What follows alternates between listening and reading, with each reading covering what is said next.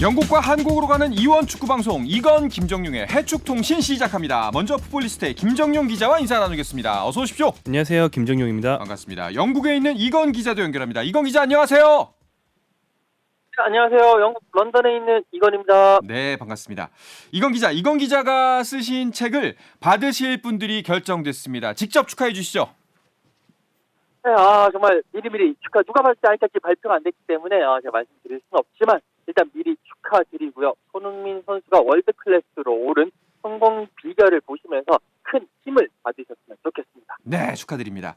자, 그러면 당첨자 발표를 해드리겠습니다. 손흥민은 땡땡이다라는 주제로 이벤트를 했는데요. 신청하신 분들 중에서 5명을 선정했습니다. 먼저 첫 번째, 손흥민은 국민 영웅이다 라고 남겨주신 김용광님께 선물을 드릴 예정인데요. 이건 기자님의 장시간 공들인 결과물, 무엇보다 대한민국의 자랑스러운 영웅 손흥민 선수의 이야기이니 당연 필독하고 소장해야 할 도서라고 생각됩니다 라고 글을 남겨주셨습니다.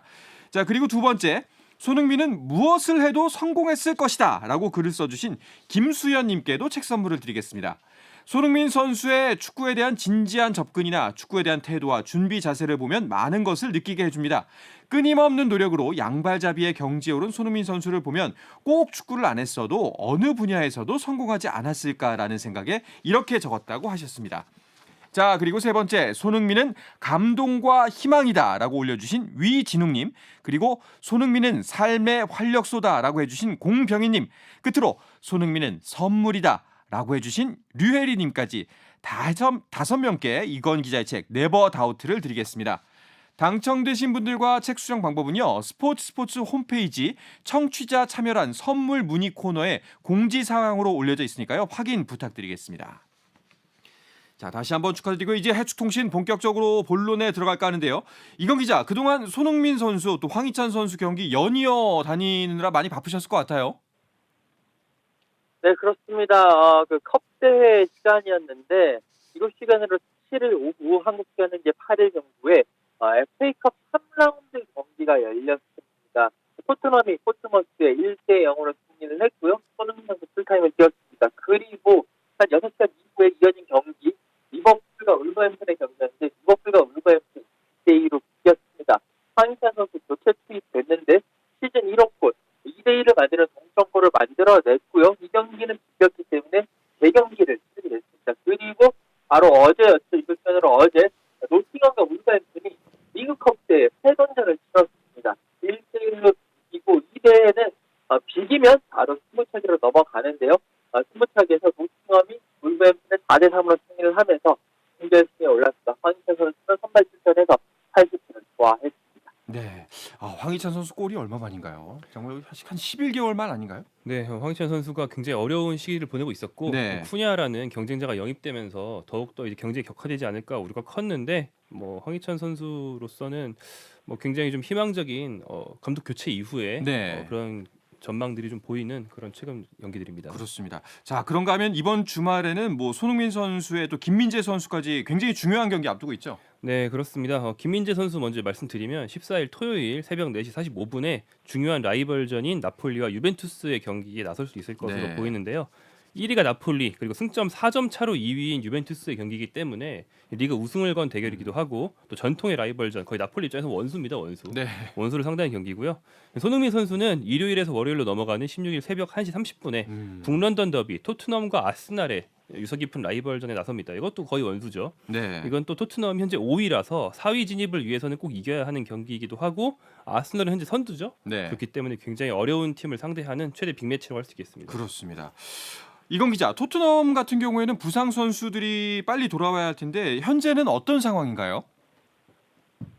정말 다행히도 아스널전을 앞두고 부상자 중에 대다수 선수들이 돌아온다라는 그런 이제 영국 매체들의 그런 보도들이 있었습니다.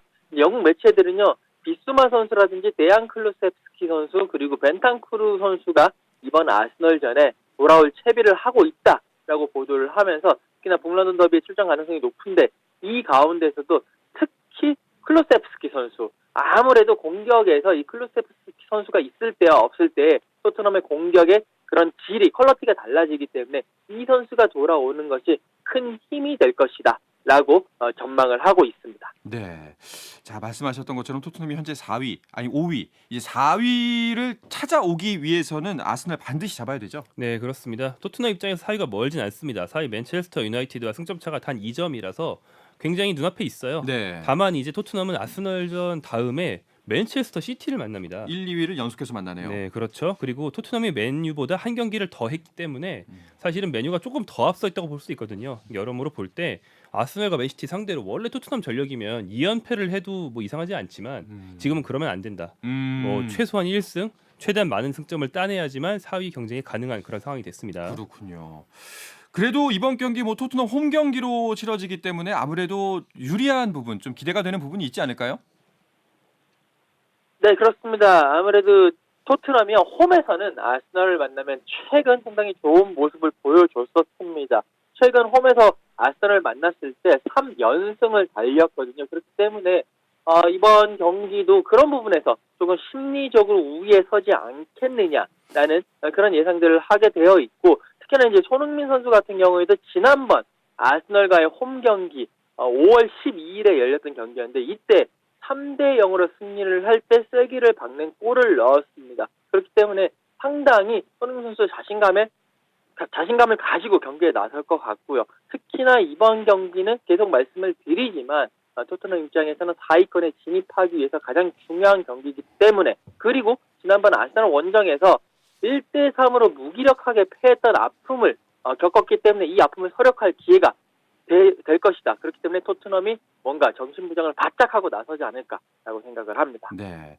자, 이렇게 중요한 경기 16일에 열립니다. 그런데 지난 FA컵 경기를 보면은 사실은 포츠머스를 상대로도 힘겹게 이겼거든요. 네, 포츠머스가 이제 3부 리그 팀이에요. 네. 그런데도 어렵게 이겼기 때문에 토트넘의 최근 경기력 역시 안 좋은 거 아니냐 이런 우려가 있었는데 해리 케인의 골로 1대 0으로 승리를 했는데 공격진은 케인, 손흥민이 주전이 나왔습니다. 네. 다만 이제 다른 포지션은 대거 이제 2군이 나온 경기긴 했어요. 근데 아무리 그래도 토트넘 2군이 3부 리그보단 잘해야 되는 거 아니냐라는 측면에서는 네. 여전히 좀 비판의 여지가 있지만 그 뒤로 일주일 넘게 모처럼 쉬었거든요. 특히나 좀 지쳐 보였던 손흥민 선수가 북런던 더비까지 일주일 조금 넘는 휴식을 가질 수 있었다는 것은 정말 소중한 회복 기간이 아니었을까 기대를 할 수 있습니다. 네. 이건 기자 같은 경우에는 이 경기도 현장에서 보셨을 텐데 경기 후에 손흥민 선수 직접 만나셨죠? 네, 그렇습니다. 손흥민 선수와 만나서 이야기를 나눴는데요. 일단 이 포츠머스와의 경기 상대가 3부 리그 팀이었고 수비가 강력한 팀이었거든요. 그러면서 이 경기를 치르면서 상대가 밀집 수비로 나올 것이라고 다들 예상을 했다. 그러면서 공간이 생기지 않았는데 그래도 차분하게 기다리면서 경기를 펼쳤고 결국 해리 케인의 골로 승리할 수 있었다며 상당히 해리 케인을 칭찬하고 팀 동료들을 칭찬을 했고요. 최근에 토트넘의 그 경기력, 특히 전후반의 경기력 차이가 상당히 많이 나고 있습니다. 이 부분에 대해서 질문을 하니까 선수들도 후반전에 좋아지는 것을 좀 잘 인지하고 있다. 그런 문제점을 잘 알고 있고 이제 코칭 스태프들, 선수들 다 합쳐서 이런 것을 후반에 이제 이렇게 많은 골을 넣는 것뿐만이 아니라 전반에도 좋은 모습 보이도록 열심히 고쳐 나가고 있는 중이다라고 이야기를 했습니다. 여기에 이제 최근에 이제 조규성 선수라든지 오영규 선수 등 이제 K리그에 있는 선수들이 유럽에 오퍼를 많이 받는 거에 대해서 한번 질문을 해봤거든요. 거기에 대해서 손흥민 선수의 조언을 직접 한번 들어보도록 하시죠. 영규도 뭐 규성이도 뭐 사실 이제 월드컵이라는 무대가 선수들의 성장을 시키는데 분명히 엄청나게 도움이 될 거라고 저는 믿거든요. 겁내지 않았으면 좋겠어요. 저도 지금 유럽 생활을 어떻게 보면 고등학교 1학년 때부터 시작해서 참 오랫동안 해오고 있는데 어려웠던 순간도 분명히 있고 뭐 지금도 마찬가지겠지만 뭐 항상 이 친구들이 내가 나왔다고 해서 그 꿈을 다 이룬 게 아니라 이 여기서 또 얼마만큼 또 잘하고 또 얼마만큼 발전할 수 있는지에 대해서 생각한다면 또 그 밑에 후배들이 이 형들이 또 이렇게 겁내지 않고 또 이렇게 해왔구나라는 것들을 느끼면서 긍정적으로 작용할 거라고 생각을 하거든요. 그러니까 뭐 규성이 뭐 형규 뭐 누가 됐든 절대 겁먹지 말고 나와서 부딪혀보고 경쟁해봤으면 좋겠다라는 뭐 제가 해주고 싶은 말입니다. 네. 자, 간만에 일주일 휴식을 취한 손흥민 선수 좀 힘을 내줬으면 좋겠는데 뭐 사실 근데 현재 분위기로만 본다면 또 객관적 전력으로만 본다면은 영국 현지에서는 토트넘보다는 아스널의 우위를 점치고 있는 분위기죠. 네, 그렇습니다. 아무래도 아스널이 지금 승점 44로 독보적인 1위를 달리고 있습니다. 2위 맨시티보다도 승점이 5점이나 앞서 있는 상태고요. 최근에 경기력도 상당히 좋기 때문에 아무리 이제 토트넘의 홈에서 경기를 치른다고 하더라도 아스널 쪽으로 무게 중심이 좀 더 쏠려 있는 거 아니냐라는 그런 분석들이 많이 있습니다. 지금 만약에 아스널이 토트넘 홈에서도 승리를 거둔다면 2003-2004 시즌에 아스널이 그 무패 우승을 했거든요. 그 이후에 19년 만에 리그 우승을 노려볼 수 있지 않겠느냐라는 네. 관측들도 조심하고 있습니다. 확실히 뭐 손흥민 선수 개인으로 보나 또 이제 토트넘이란 팀 전체를 이제 리그를 끌어가는 입장에서 보나 굉장히 중요한 매치일 것 같아요. 네, 그렇죠. 뭐 손흥민 선수도 그래서 뭐 각오를 현지 매체를 통해서 이야기를 한 바가 있다고 하는데 그 원정 경기에서 패배한 뒤에 팬들이 정말 실망했기 때문에 이번 홈 경기는 굉장한 숙제로 토트넘 선수들에게 다가와 있고 모든 선수들이 투진할 준비가 돼 있어야 한다. 자기는 골을 넣기 위해 쓰러질 각오가 돼 있다라고 굉장히 강한 각오를 이야기했다고 하고요. 네. 손흥민 선수는 뭐 아스날 상대로 뭐 좀 강한 편이고 아스날 상대로 굉장히 멋진 골도 넣은 바가 있기 때문에 이번 경기도 좀 기대할 법한 것 같습니다. 네. 이건 기자는 현장 취재 가시죠? 네, 그렇습니다. 당연히 이제 또 그 현장에 가서 특히나 이 경기가 프리미어리그에서 가장 치열한 경기이기 때문에 여러 가지 볼거리들, 여러 가지 이야기거리들이 있을 겁니다. 그 이야기거리들을 현장에서 직접 취재해서 또 이 시간을 통해서 또 전달해 드리도록 하겠습니다. 알겠습니다. 다음 주에 취재 뒷이야기 많이 기대하도록 하겠습니다.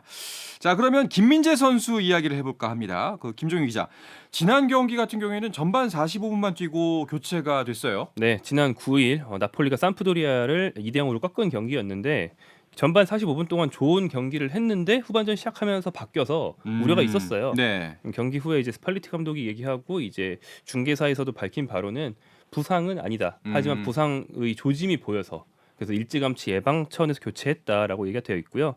스팔레티 감독이 당시 이런 말을 했습니다.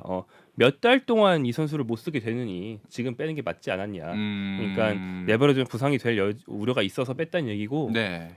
이미 좀 나폴리에서 받은 혹사 때문에 지난해 11월 월드컵에서 그 피로 누적으로 인한 부상을 당한 바가 있잖아요. 네네. 그래서 이제 그 후유증이 있을까봐 좀 김민재 선수를 좀 아껴 쓰기 시작한 것 같습니다. 자, 확실히 또 이제 14일 날 앞서 소개해드렸듯이 중요한 경기가 있기 때문인데 유벤투스전입니다. 김민재 선수가 유벤투스전에 나올까요? 그 현지 전망은 어떤가요? 네, 김민재 선수의 출전 여부에 대해서도 정말 현지에서 관심이 뜨거운데요. 아무래도 김민재 선수가 나폴리의 가장 중요한 수비수이기 때문에 그런 모습입니다. 그 이탈리아의 라갈제타 델로 스포르트라고요.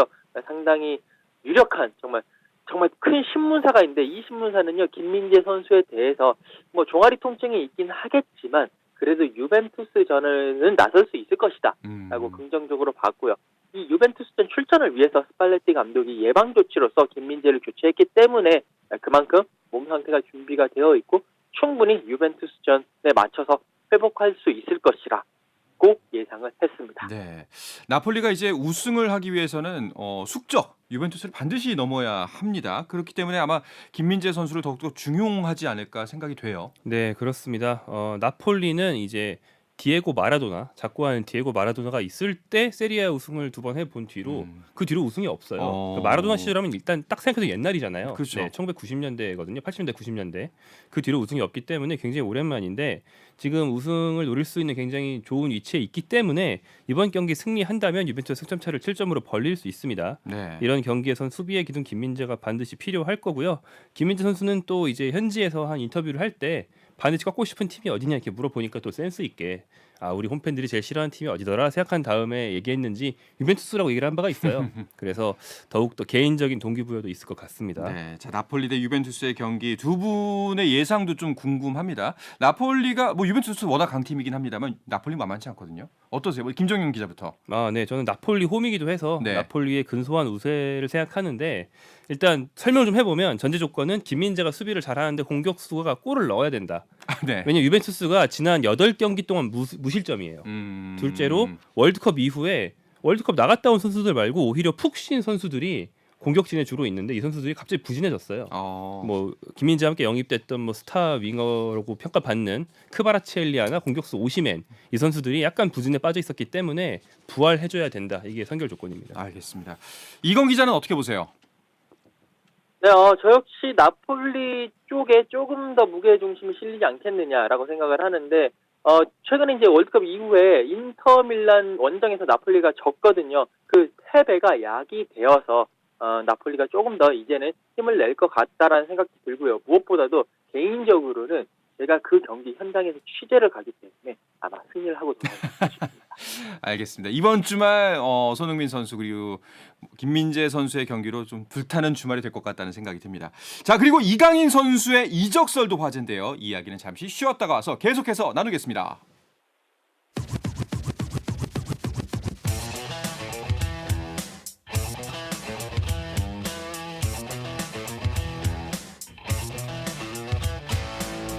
짜릿함이 살아있는 시간 한상원의 스포츠. 영국과 한국을 넘나드는 이원 축구 방송 이건 김정용의 해축 통신 듣고 계십니다. 풋볼리스트 김정용 기자, 영국의 이건 축구 전문 기자와 함께하고 있습니다. 김 기자님, 이강인 선수의 프리미어리그행 이야기가 계속 나오고 있어요. 네, 이강인 선수가 지금 전반기 동안 뭐 전 세계의 유망주 미드필더를 통틀어 봤을 때도 거의 최고 수준의 활약을 해줬기 때문에 뭐 누군가 사가고 싶어 할 텐데 네. 그러면 이제 돈 있는 팀들은 다 프리미어리그에 있으니까 그렇죠. 자연스럽게 이런 소문이 나는 것 같고요. 일단 아스톤 빌라가 이강인의 이적료로 180억 원 정도, 한화 180억 원 정도를 제냈다는 스페인 매체 보도가 있었고요. 마요르카가 원하는 거는 200억 원 정도니까 큰 차이가 나지 않는다. 그리고 이강인 선수의 바이아웃, 이 돈만 내면 데려갈 수 있다는 계약서의 조항은 약 230억 원 정도라고 한다라는 보도가 있었습니다. 바이아웃이 굉장히 낮죠. 네. 그리고 이제 뉴캐슬 유나이티드 같은 경우는 사우디의 자본을 받아들여서 좀 부자 팀이 되었거든요. 그래서 선뜻 바이아웃을 내고 이강인을 데려갈 수도 있다라는 보도도 나오고 있습니다. 그렇군요. 이건 기자, 현지에서 이제 신빙성이 중요하거든요. 사실 그냥 우리 입장에서는 이강인 선수가 더욱더 잘 풀리고 더 좋은 팀에 가면 좋겠지만 실제 현지 반응은 어떤가요? 일단 영국에서는 처음에는 그냥 심각하게 다루는 정도는 아니었습니다. 관심을 가지고 있다 하더라. 이 팀은 이강인 선수에게 관심을 가지고 있고 저 팀은 뭐 그냥 뜨뜻미지근하다더라. 이런 식의 정도로 다루고 있었습니다. 그런데 최근에 이제 에스턴 빌라가 이강인 선수 그리고 이제 그 마요르카에 공식적인 오퍼를 넣었다라는 그런 보도가 나오면서 조금씩 이 선수에 대한 관심도가 높아지고 있는 것이 사실입니다. 이제 문제는 이게 마요르카 마음도 마요르카 마음이지만 이강인 선수의 마음이 가장 중요한 것 같습니다. 그렇죠. 이강인 선수가 어린 시절 스페인에서 계속 뛰었고 스페인에 최적화되어 있는 선수거든요. 이런 상황에서 그 여러 가지 환경과 여러 가지 문화가 다른 프리미어리그 잉글랜드로 과연 마음이 향할지 이것이 가장 큰 관건인 것 같고 축구 외적인 부분으로 봤었을 때도 해가 정말 따뜻하고 정말 살기 좋은 그런 스페인에서 지금도 비가 오고 있는데 맨날 비가 오고 있는 잉글랜드로 올 것이다 하는 거에 대해서 아직까지도 좀 물음표를 가지고 있습니다. 이 런던에 사는 이건 기자도 틈만 나면은 지중해 쪽으로 가시는 것 같은데. 그래요? 네. 그런데 왠지 날씨 때문에 안 가면 좀 실망할 것 같습니다. 근데 이게 네. 실제로 선수들한테는 굉장히 큰 요인으로 작용하고 그래요? 남미 선수들은 특히 이 문제 때문에 돈을 많이 줘도 프리미어리그를 안 간 선수들도 꽤 나옵니다. 굉장히 중요하군요, 사실상. 본인뿐 아니라 이제 가족들 모두가 살 생활 환경이니까 예. 중요하죠. 네. 알겠습니다. 그렇게 되면은 이강인 선수 입장에서 본다면은 남은 1월에 펼쳐질 경기들이 굉장히 중요하겠네요. 네, 그렇습니다. 1월 이적 시장이 이제 1월 말일 즈음에 마감이 되기 때문에 이제 한 3주 정도 남았다고 볼 수 있는데 남은 4경기가 있어요. 1월에. 그래서 여기서 자신의 가치를 더욱 증명한다면 뭐 원하는 팀들이 더 강한 러브콜을 보낼 수도 있을 것 같고요. 네. 이강인 선수의 다음 경기는 이제 15일 일요일 새벽 2시 30분에 시작되는 오사수나 원정 경기입니다. 또 이제 이적 협상이 동시에 물밑에서 진행이 되고 네. 이강인 선수가 이미 많은 경기에서 영향을 입증했기 때문에 만약에 적극적인 구매자가 나온다면 마요르카 측에 바이아웃을 내고 이강인 선수의 마음을 잡기 위한 또 개인 협상을 할 수 있는 상황이죠. 기간이 충분합니다. 자, 14, 15, 16 김민재, 이강인, 손흥민 다 정말 중요한 경기 이번 주말에 몰려 있는 것 같습니다. 자, 근데 궁금한 거는 만약에 이강인 선수가 프리미어 리그로 간다면 프리미어 리거 이강인은 어떨 것 같으세요, 이건 기자? 네, 뭐 일단 성공 가능성에 대해서는 충분히 그 성공 가능성이 있다. 이강인 선수의 역량이라 그런 뭐 포텐셜이라든지 여러 가지 가능성 이런 쪽에 있어서는 충분하다. 다만 아무래도 프리미어 리그의 템포, 그러니까 스페인에 비해서는 좀 더 직선적이고 빠른 템포가 있기 때문에 이 템포 그리고 또 피지컬적인 부분에서 적응을 해야 된다라고 생각을 하고요. 근데 그 적응 기간이 이강인 선수의 능력이라면 그렇게 길지는 않을 것이다라고 예상을 하고 있습니다. 다만 이제 개인적으로는 이강인 선수에게 좀 더 최적화된 팀으로 가면 좋겠다는 생각을 하는데요. 이 아무래도 패싱 축구를 빌드업 축구를 한다라든지 이런 팀들이 이강인 선수에게는 좀 더 맞을 것 같고요. 뭐 아스널이라든지 맨시티 같은 팀으로 가게 되면 상당히 좋을 것 같긴 한데 뭐 그 팀 쪽에서는 또 이강인 선수를 데리고 오기 위해서는 좀 더 이강인 선수가 좀 더 커리어를 쌓아야 될 것 같고요. 최근 봤었을 때는 계속 이적설이 나오고 있는 에스턴 빌라 우나이 에메리 감독이 부임하고 난 이후에 상당히 패싱 축구가 좋아졌기 때문에 그런 팀이라든지 뉴캐슬도 에디하우 감독 이후로 상당히 좋아졌거든요. 여기에 로페테기 감독이 들어온 울버햄튼 같은 경우도 패싱 축구를 하기 때문에 이런 팀들이 이강인 선수에게는 좀 더 적합하지 않을까라고 생각을 합니다. 네. 자, 그렇다면은 우리나라 선수들의 이적설을 제하고도 또 이번 유럽 시장에서 어떤 선수들이 또 이목을 끌고 있나요? 네, 이미 끝난 이적들이 있죠. 대표적으로 이제 우리가 주목할 만한 것은 첼시가 주앙 펠릭스 선수를 영입했는데 펠릭스 하면 포르투갈 대표팀에서 호날두 이후를 맡을 차세대 공격수로 굉장히 큰 기대를 받았던 선수고 네. 최근까지 아틀레티코 마드리드에 있었어요. 뭐 그 팀에서는 그리즈만의 후계자였죠. 근데 이제 이 선수가 아틀레티코에 잘 못한 것도 있고 또 첼시가 최근에 이제 공격수들 줄부상에 남은 선수들 부진이 겹치면서 공격진 보강이 절실해졌습니다. 그래서 여름에 영입되기로 되어 있는 선수 분데스리가 MVP 은쿵쿠가 있음에도 불구하고 이제 반년을 메우기 위해서 주앙 펠릭스를 임대 영입을 했고요. 재밌는 게 첼시에서 부진에 빠져 있는 오바메양이 바르셀로나로 다시 갈 수도 있다는 설이 요즘 나오고 있는데 그렇게 되면 바르셀로나 입장에서는 오바메양을 공짜로 데려왔다가 아스널에서 공짜로 데려왔다가 네. 첼시 돈 받고 팔았다가 다시 공짜로 첼시에서 데려올 수 있는 어떤 재정상의 마법이 네. 일어날 수 있는 그런 재밌는 소식이 있습니다. 그렇네요. 이건 기자, 토트넘에도 혹시 영입 대상이 있다는 소식이 나오나요? 네, 지금은 토트넘의 영입 대상으로 한 2개의 포지션 정도가 나오고 있는데요. 가장 중요한 포지션, 지금 토트넘이 오른쪽 풀백이 상당히 좋지 않은 상태입니다. 에메르송 로얄 선수 나오면 토트넘의 현지 팬들조차도 고개를 절레절레 흔들면서 정말 실망을 금치 못하는 선수고요. 여기에 이제 또 최근에 공격수들이 그래도 좀 필요하다라는 그런 토트넘 내부의 분석이 나왔기 때문에 오른쪽 풀백 그리고 공격수를 좀 영입을 해야 된다. 풀백에는 스포르팅에서 뛰고 있는 포로, 리옹에서 뛰고 있는 귀스토, 여기에 사우스햄튼에서 뛰고 있는 카일 워커 피터스 이 정도의 선수가 이름이 오르락 내리락 하고 있고요. 공격수에는 브라이튼에서 뛰고 있는 벨기에 공격수 트로사르 정도가 토트넘 행이 지금 점쳐지고 있다라는 루머들이 많이 들리고 있습니다. 알겠습니다. 아직까지는 그냥 이제 카더라 정도의 소식인 것 같습니다.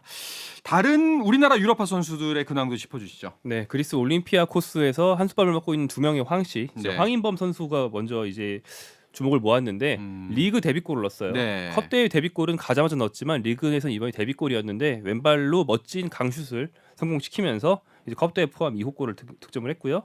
한동안 후보로 밀려서 이제 엔트리에도 들기 힘들었던 황의조 선수는 모처럼 2개월 만에 출전을 했습니다. 컵 대회이긴 했지만요. 네. 그리고 이제 독일 분데스리가가 리그를 다시 시작하려고 준비 중인데 이번 주말 시작하고요. 뭐 정우영 선수가 있는 프라이부르크, 이재성 선수가 있는 마인츠 이런 팀들이 이제 경기를 다시 갖게 됩니다. 그렇군요. 자, 황의조 선수가 좀 힘을 냈으면 좋겠습니다. 네, 좀 잘 풀렸으면 좋겠습니다. 자, 그리고 또 고트 메시가 복귀하자마자 골을 터뜨렸네요. 네, 그렇습니다. 메시 선수 2022 카타르 월드컵에서 아르헨티나의 우승 트로피를 안기고 난 이후에 아르헨티나로 돌아가서 푹 쉬다가 지난주에 파리로 돌아왔습니다. 그리고 돌아오자마자 훈련을 하고요. 바로 경기에 나섰는데요. 10일 새벽에 열렸던 앙제와의 홈 경기에서 메시 선수 팀의 2대 0을 만드는 쐐기골을 책임지면서 승리를 이끌었습니다. 그리고 이제 이 경기에 앞서서 메시는요, 네이마르 등과 함께 그 브라질 축구 영웅인 펠레를 추모하는 티셔츠를 입고 워밍업을 해서 눈길을 끌기도 했고요. 경기 내내 그 경기장에서 A보드라고 하죠. 그 광고판에 고트라는 그런 문구가 새겨지면서 이 리오넬 메시를 응원하는 파리 생제르맹 팬들의 그런 모습도 보일 수가 있었습니다. 네. 그런데 참 이거 공교롭게도 메호 대전이 다시 펼쳐질 가능성이 열렸어요. 생제르맹이 중동으로 간다면서요. 네, 그렇습니다. 호날두가 소속되어 있는 알나스르가 알 힐랄과의 어떤 연합 예. 두 팀의 올스타를 만들어서 중동으로 이제 친선 경기를 하러 오는 파리 생제르맹과 친선 경기를 한다. 네. 뭐 이런 소식이 있는데 그래서 호날두 선수는 이 사우디에서 공식전 데뷔를 하기도 전에 친선전에서 메시를 상대로 데뷔전을 가질 수도 있는 그런 상황이 된 거죠. 네. 왠지 칼을 갈고 있을 것 같습니다. 자, 그리고 가레스 베일의 은퇴 소식도 영국에서는 화제였죠. 네, 그렇습니다. 가리스 베일이 드디어 이제 현역 은퇴를 선언을 했습니다. 자신의 SNS를 통해서 인생의 다음 단계로 넘어가겠다라고 이야기를 하면서 현역 은퇴를 선언을 했고요. 가리스 베일 같은 경우에는 사우스햄튼부터 시작을 해서 토트넘, 레알 마드리드, 그리고 마지막으로는 LAFC에서 뛰면서 정말 웨일스 축구사, 그리고 잉글랜드 프리미어리그, 그리고 스페인 프리메라 리가에 큰 족적을 남긴 선수입니다. 이 가레스 베일의 은퇴 소식에 손흥민 선수도 자신의 SNS를 통해서 토트넘의 레전드 행운을 빈다라고 격려를 했고요. 많은 팬들, 많은 선수들이 베일의 은퇴 소식에 큰 박수를 보냈습니다. 네. 참 그래도 또 이제 하나의 또 전설이 역사의 뒤편으로 사라지는 거기 때문에 아쉬운 마음이 좀 들긴 합니다. 자, 이제 마무리할 시간인데요. 이번 주말 좀 더 주목할 만한 경기들 짚으면서 오늘 이야기를 마무리해 볼까요? 네, 아까 분데스리가 재개 소식을 말씀드렸죠. 네. 프라이부르크는 볼프스부르크와 경기를 하고요. 이지성 선수가 있는 마인츠는 슈투트가르트와 경기를 합니다. 21일이고요. 그리고 이제 한국 선수들 손흥민, 김민재, 이강인 경기 외에 재미있는 것이 14일 오후 9시 30분에 맨체스터 유나이티드 맨체스터 시티의 맨체스터 더비가 있습니다. 시간도 좋네요. 네, 그리고 이제 15일로 넘어가는 자정에는 울버햄턴의 황희찬 선수가 웨스트햄을 상대로 경기를 하게 되는데 두 팀 거리도 가깝거든요. 네. 황희찬 선수가 좀 기세를 이어가기를 기대해 보겠습니다. 알겠습니다. 이번 주에도 우리 선수들의 선전 기대하도록 하겠습니다. 자, 이야기를 끝으로 이번 주 해축통신 마치겠습니다. 이건 기자 고맙습니다. 감사합니다. 네, 풋볼리스트 김정용 기자도 감사합니다. 고맙습니다. 네, 내일도 저녁 8시 30분에 뵙겠습니다. 한상원의 스포츠.